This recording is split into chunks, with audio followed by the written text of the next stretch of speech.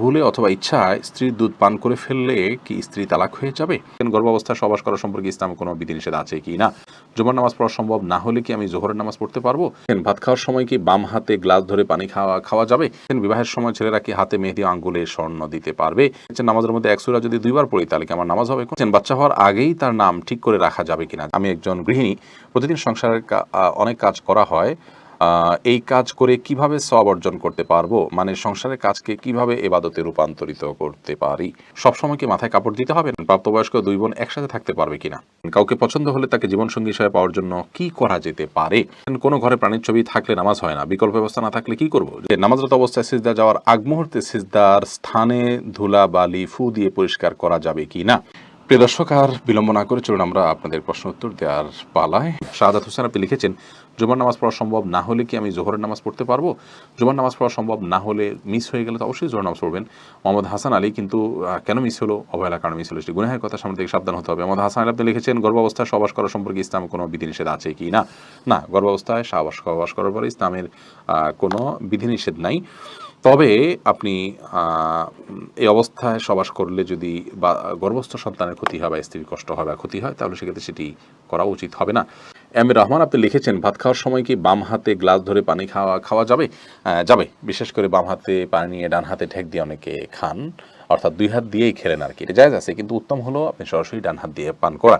কারণ নবী করিম সাল্লাল্লাহু আলাইহি ওয়াসাল্লাম এক কৃতদাসকে বাম হাতে খেতে দেখে বলেছেন, কুল বিয়ামিনিক, তুমি তোমার ডান হাতে খাও, অকুল বিমায়ালিক, এবং তোমার সামনে থেকে খাও।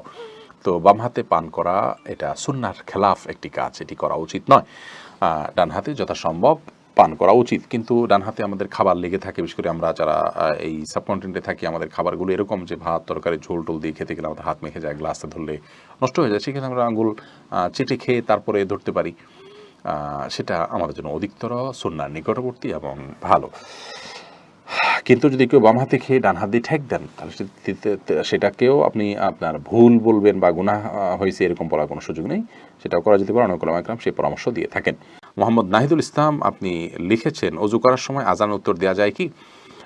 অজু করার ফাঁকে ফাঁকে আপনি যদি পানির অপচয় করা ছাড়া আজানের জবাব দিতে পারেন তো অবশ্যই দিতে পারেন। জয়নাল মুন্সি আপনি লিখেছেন, বিবাহের সময় ছেলেরা কি হাতে মেহেদি আঙ্গুলে স্বর্ণ দিতে পারবে? মেহেদি এটা নারীদের ভূষণ, নারীরা দিবে, বিশেষ করে হাতে পায়ে, চুলে বা দাড়িতে ছেলেরা দিতে পারে। নবী আলাইহিস সালাম এক নারীর হাত দিয়ে কিছু দিচ্ছিলেন, তো তার হাতে মেহেদি ছিল না। নবী আলাইহিস সালাম বলেছেন যে এটা কি পুরুষের না মহিলার হাত? বলা হলো মহিলার হাত। তখন তিনি বললেন যে মহিলার হাত কেমন, যে মেহেদি নাই? তার মানে মহিলারা মেহেদি পড়তেন তখন, তাদের আদা ছিল এটি। কিন্তু পুরুষ সেটি করবে না, অর্থাৎ নারীর সাথে পুরুষ সাদৃশ্য গ্রহণ করা নিষেধ। আর তাছাড়া সাজগোজ এটি মূলত নারীদের জন্য। সাজগোজ বলতে এই জাতীয় অতিরিক্ত যে সাজগোজ আছে সেটি, আর পুরুষও পরিপাটি হয়ে থাকবেন, সেটি তো অবশ্যই ভালো। মাহদি হাসান আপনি লিখেছেন, নামাজের মধ্যে এক সূরা যদি দুইবার পড়ি তাহলে কি আমার নামাজ হবে? কোনো অসুবিধা, নামাজ হয়ে যাবে। এক সূরা যে একাধিকবার পড়তে হবে, এক সূরা যে একবার বেশি পড়া যাবে না, এমন কোনো বাধ্যবাধকতা নেই। আমরা সূরা তারাবির সালাতে যে পড়ি, এক রাকাতে তো অনেক সূরাও পড়ি, তাই না? কোনো অসুবিধা নেই। সিরাজুল ইসলাম এর থেকে আপনি লিখেছেন, বাচ্চা হওয়ার আগেই তার নাম ঠিক করে রাখা যাবে কিনা? যাবে, কোনো অসুবিধা নেই। বাচ্চা হওয়ার আগে থেকে, ছেলে হোক মেয়ে হোক, ছেলে হওয়ার সম্ভাবনা বেশি হিসেবে ছেলের নাম, অথবা ছেলে মেয়ে দুইটা রেখে দিলেন, আগে থেকে ঠিক করে রাখলেন, কোনো অসুবিধা নেই। এই ব্যাখ্যা আপনি ইউটিউব থেকে লিখেছেন, আমি একজন গৃহিণী, প্রতিদিন সংসারের অনেক কাজ করা হয়। এই কাজ করে কিভাবে সওয়াব অর্জন করতে পারবো? মানে সংসারের কাজকে কিভাবে ইবাদতে রূপান্তরিত করতে পারি? দেখুন, একজন গৃহিণী তার সাংসারিক কাজকে রূপান্তর করবার জন্য তার প্রথম কাজ হলো প্রত্যেকের হক যথাযথভাবে আদায় করা, সন্তানকে সঠিকভাবে লালন পালন করা, আল্লাহর সঙ্গে পরিচিত করানো, আল্লাহর নির্দেশে পরিচালনা করা, তাদেরকে সালাতে শিক্ষা দেওয়া, ইসলামী ভাবধারা শিক্ষা দেওয়া, স্বামীকে তার হকগুলো আদায় করা। নবী সাল্লাল্লাহু আলাইহি ওয়াসাল্লাম বলেছেন, ওই মহিলা সবচেয়ে ভালো, শ্রেষ্ঠ, উত্তম, যাকে দেখে তার স্বামী সন্তুষ্ট থাকেন, দেখলে তার ভালো লাগে। এভাবে তিনি চলাফেরা করেন। অন্য এক হাদিসে আসছে, নবী সাল্লাল্লাহু আলাইহি ওয়াসাল্লাম বলেছেন, ইযা সাল্লাতিল মারআতু খামসাহা ওয়া সামাত শাহরাহা ওয়া আতাআত বা'লাহা ওয়া হাফিজাত ফারজাহা, যে মহিলা ৫ ওয়াক্ত সালাত আদায় করেন এবং সিয়াম পালন করেন, তার স্বামীর আনুগত্য করেন, লজ্জাস্থান হেফাজত করেন, সে জান্নাতের যে কোনো দরজা দিয়ে প্রবেশ করতে পারবে। তো এই কাজগুলো করার পাশাপাশি আপনি আপনার যখন গৃহস্থলী কাজ করবেন, তখন আপনি আল্লাহর জিকির করলেন, সব কাজ বিসমিল্লাহ বলে করলেন, এবং নিজের আমলগুলো সব ঠিকঠাক রাখলেন। অহেতুক অনর্থক কাজ, মোবাইল ইত্যাদি, টেলিভিশন ইত্যাদিতে অহেতুক প্রোগ্রাম ইত্যাদি দেখা বা হারাম জিনিসে দেখা থেকে আপনি নিজেকে বিরত রাখলেন, যথাসময় পর্দার মধ্যে থাকলেন, নিজের পবিত্রতা নিজে রক্ষা করার চেষ্টা করেন, ইনশাআল্লাহ বিদিনিল্লাহ এর মাধ্যমে আপনি গৃহিণী হয়েও আল্লাহ তাআলার প্রিয়পাত্র হতে পারেন এবং আপনার গৃহস্থলী কাজগুলোকে এভাবে আপনি পরিণত করতে পারবেন। শিশির ভেজা ঘাস এই আইডি থেকে আপনি লিখেছেন, সবসময় কি মাথায় কাপড় দিতে হবে? না, সবসময় মাথায় কাপড় দিতে হবে বোন, এমনটি মোটেও আবশ্যক নয়। আপনি পরপুরুষের সামনে গেলে বা সে আপনাকে দেখে ফেলতে পারে এরকম হলে সেক্ষেত্রে মাথায় কাপড় না, শুধুমাত্র আপনি আপনার সৌন্দর্য ঢাকবেন, মাথার কাপড়কে আরও টেনে দিয়ে আপনার সৌন্দর্য এবং রূপ লাবণ্য এগুলোকে ঢেকে তার সামনে যাবেন।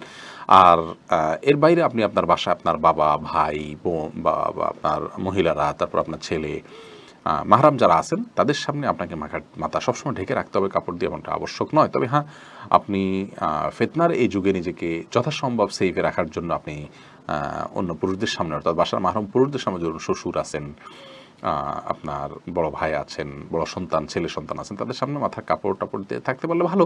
কিন্তু মাথায় কাপড় দিয়ে রাখতে হবে সব সময়, এটা পর্দার নির্দেশ এরকমটি কিন্তু নয় নিজের পরিবারের সদস্যদের সামনে, অর্থাৎ মাহরামদের সামনে। কলি খান আপনি লিখেছেন, প্রাপ্তবয়স্ক দুই বোন একসাথে থাকতে পারবে কিনা? একসাথে থাকতে পারবো বলতে একই বিছানায় থাকলেন, পৃথক একই কম্বল বা কাঁথার নিচে থাকলেন না, অথবা থাকলে মাঝখানে বালিশ বা পার্টিশন দিয়ে রাখলেন, এভাবে আপনি থাকতে পারেন। সাবিত খান আপনি লিখেছেন, কাউকে পছন্দ হলে তাকে জীবনসঙ্গী হিসেবে পাওয়ার জন্য কি করা যেতে পারে?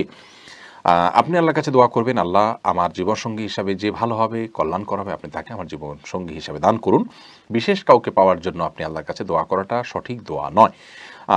শয়তান আমাদেরকে নানাভাবে আসলে প্রতারিত করে। আমরা মনে করি যে এরকম কোনো কিছু, কোনো ব্যক্তিকে আমার ভালো লাগলে তাকে পাইলেই বোধহয় আমি সব সুখ পেয়ে যাব। আমরা জানি না কোথায় সুখ আছে। কত মানুষকে অবৈধ প্রেমের মাধ্যমে ভালোবাসেন, তাকে বিয়ে করেন ভালো মনে করে, অথচ দেখেন সারা জীবন অশান্তি। অতএব আল্লাহ রাব্বুল আলামিনের কাছে দোয়া করতে হবে এবং চেষ্টা করতে হবে নিজে নেক আমল করার মাধ্যমে যে আল্লাহ আমি যেন ভালো জীবনসঙ্গী পাই। সূরা ফুরকান আয়াত নম্বর ৭৪ এখানে যে দোয়া আছে সে দোয়াটি বিশেষ করে পাঠ করবেন। আর নিজে কাউকে যদি মনে করেন যে সব দিক থেকে তিনি ভালো, আসলে দিনদারিতার দিক থেকেও তিনি ভালো, এরকম মানুষ পাওয়া যায় না, এবং সেক্ষেত্রে আপনি ইস্তেখারা করতে পারেন আল্লাহর কাছে। ২ রাকাত নামাজ পড়ে ইস্তেখারার দোয়া পড়বেন। ইস্তেখারা নামাজের নিয়ম লিখে দিলে আমাদের একটা ভিডিও আছে, সার্চ করলে পাবেন। ইস্তেখারার নিয়ম আপনি জেনে ইস্তেখারা সালাত আদায় করবেন এবং আল্লাহর কাছে কল্যাণ প্রার্থনা করুন, বা সেটাই আপনার করণীয়। এর বেশি আপনার কোনো কিছু করণীয় নাই। দুনিয়ার কোনো কিছু নিজে ভালো মনে করে সেটাকে পাওয়ার জন্য খুব বেশি লড়াইতে হয়ে যাবে, বিশেষ করে এই জাতীয় ইস্যুতে এটা আমাদের জন্য রিস্কি। সুমাইয়া আক্তার সুমা আপনি লিখেছেন, কোনো ঘরে প্রাণীর ছবি থাকলে নামাজ হয় না, বিকল্প ব্যবস্থা না থাকলে কি করব? যদি বিকল্প ব্যবস্থা না থাকে তাহলে সেক্ষেত্রে প্রাণীর ছবিকে ডেকে নামাজ পড়বেন। আর নামাজ হয় না বিষয়টা সেরকম না, ওই জায়গায় নামাজ পড়লে মাকরুহ হবে। বিশেষ করে যদি আপনার সলাতে সিজদার জায়গায় থাকে, সামনে থাকে, তাহলে সেক্ষেত্রে সেটা তো দৃশ্যত তাকে সিজদা করছেন এরকম আপনার মনেও আসতে পারে, বা দেখলে সেরকম দেখা যেতে পারে। এই জন্য একটু সরিয়ে নেবেন বা উপর করে রাখবেন। এভাবে বিভিন্নভাবে আপনি চেষ্টা করবেন। তাতেও যদি কোনো এরকমও যদি কোনো উপায় না থাকে তাহলে আপনি ওখানে সালাত আদায় করে যে নামাজ হবে না বিষয়টা সেরকম না, মাকরুহ হবে, অপছন্দনীয় হবে। এমডি মাহমুদ হাসান আপনি লিখেছেন, নামাজরত অবস্থায় সিজদা যাওয়ার আগ মুহূর্তে সিজদার স্থানে ধুলা বালি ফু দিয়ে পরিষ্কার করা যাবে কি না?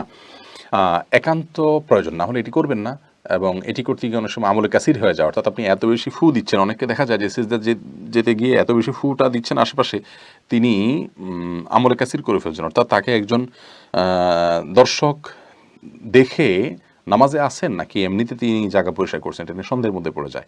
এত বেশি যদি তার নামাজের অবস্থা থেকে, হাইয়াত থেকে তিনি সরে যান, তাহলে সেক্ষেত্রে তার নামাজ কিন্তু বিশুদ্ধ হবে না এবং নামাজ নষ্ট হয়ে যাবে। আর যদি এত বেশি মানে তিনি নড়াচড়া না করেন, বরং খুব আলতোভাবে ফু দিয়ে জায়গা পরিবর্তন করেন, পরিষ্কার করেন, তাহলে সেটা জায়েজ হবে।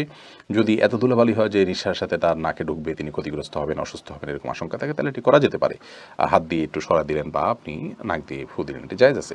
কিন্তু একান্ত যদি জরুরি না হয় তাহলে শুধুমাত্র সূচিবায়ের কারণে বা অতি শৌখিনতার কারণে এমনটি করা সালাতের যে সৌন্দর্য সেটাকে নষ্ট করে দেয়।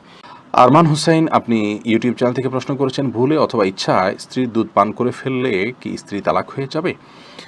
দেখুন, ভুলে বা ইচ্ছাকৃতভাবে যদি কোনো স্বামী তার স্ত্রীর দুধ পান করে ফেলে তাহলে তার কারণে তাদের বৈবাহিক সম্পর্ক নষ্ট হবে না, এটি বিশুদ্ধতর মত এবং এটি জমহুর উলামা ইকরামের মত। কেউ কেউ এর ব্যতিক্রম বলেছেন, কিন্তু সেটি আসলে গ্রহণযোগ্য নয়।